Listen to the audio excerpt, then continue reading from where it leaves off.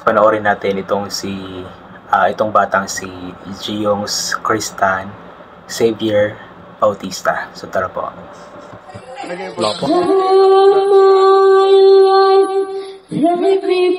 Parang babae boses pero lalaki yan.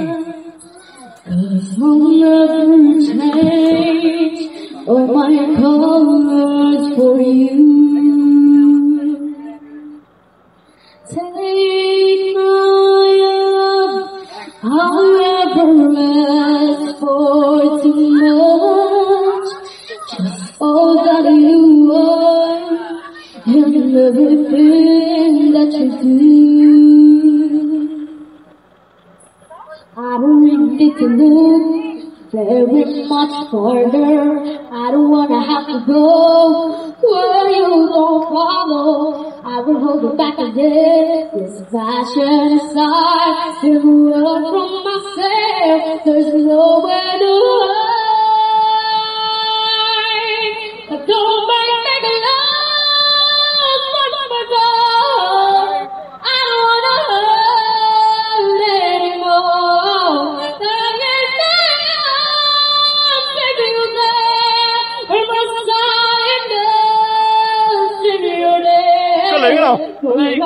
Away from me,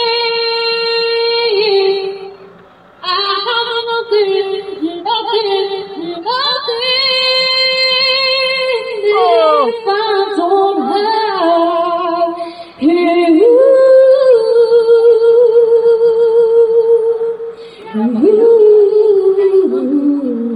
Ganda nakap yung ko din eh. Ang galing na, parang boses babae nga daw.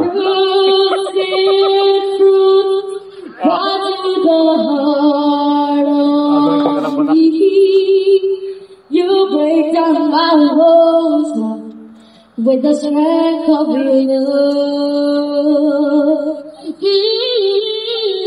I'll never know love like I wanted, but you will never survive. Oh, I can't hold on to you. I don't need to do very much harder. I don't wanna have to go where you don't follow. I will hold you back again. This passion is mine. Can't run from myself. There's nowhere to hide. Forever. Don't make me love one more time. I don't wanna hurt anymore. If you take from my side, if you let walk away from me, no, I have nothing. Don't make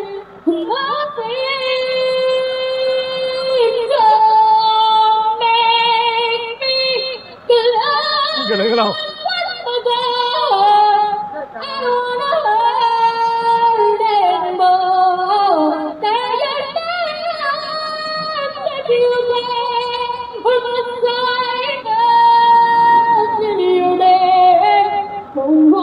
Away from me, no, away from me, don't let me walk away from me. I have nothing.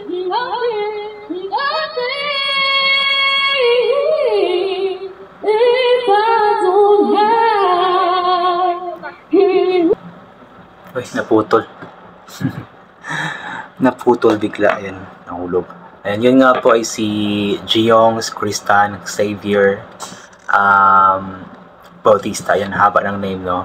So, napakagaling nga po na bata. So, napakataas ng kanyang boses. Parang boses babae nga po. Sabi nga po nung lalaki na nagbibideo siguro yun, na boses babae nga daw, pero lalaki daw talaga ang batang ito.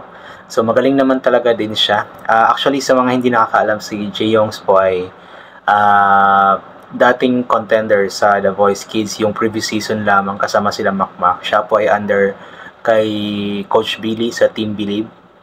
Then before that is naging contender na rin siya sa Tawag ng Tanghalan Kids at maging sa Singaling Kids sa TV5. So ibig sabihin is magaling talaga itong batang ito, marami nang nasalihan. Nakapag-perform na sa iba't ibang mga stage. So ibig sabihin is hasang-hasa na talaga siya pagdating sa pagkanta. At yun, kitang-kita naman natin at rinig naman natin sa kanyang performance na ito na napakagaling talaga niya. Although napakataas ng kantang ito, pambabae kasi ang kantang ito, pero yun, kayang-kaya niyang kantahin ang kantang ito at kayang-kaya niya ang birit ng I Have Nothing. So good job sa iyo, Jiyong Christian Xavier Bautista. Ang haba ng name, no? So yun, at kung napapansin niyo, hindi na po ako nagsasalita sa while singing yung bata or your singer kasi maraming nagrereklamo. Pero actually, alam ko naman kasi na anong tawag dyan, meron kasing rules na tinatawag pagdating sa reaction video. Kapag kasi ganoon, mahaba-haba yung video tapos nanonood lamang ang isang reactor, is possible kasi na magkaka-violation. Kaya ang ginagawa ko nga is nagsasalita ako paminsan-minsan. Hindi naman ako sumasabay siguro sa all the time sa kumakanta. Kapag merong instrumental or something na hindi kumakanta yung singers, yun naman ako sumisingit. Pero anyway, marami kasing mga nagrereklamo kaya ginawa ko na lamang kung ano yung gusto nila. Kapag nagka-violation ako nito, kayo talaga ang may kasalanan. Joke lang. So anyway, yun. Nabagaling talaga yung batang ito.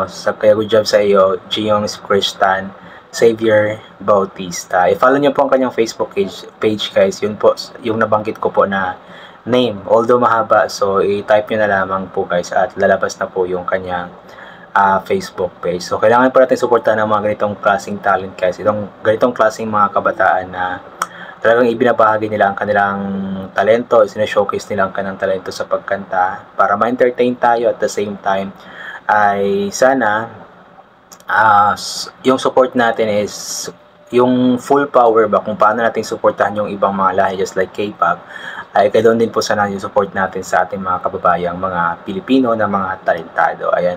So yun guys, I think hanggang dito na lamang po itong gagawin ko na reaction video. So thank you so much po sa lahat ng mga palaging bumabalik sa aking YouTube channel. So inulit ko nga po palagi, ugaling po natin magdasal, magpasalamat sa lahat ng mga bagay na ating natatanggap kahit na hindi po natin ito hinihingi, kasi nga po lahat ng mga bagay na meron tayo ay kaloob sa atin ng ating Panginoon at wala ang mga bagay na ito kung hindi dahil sa Kanya.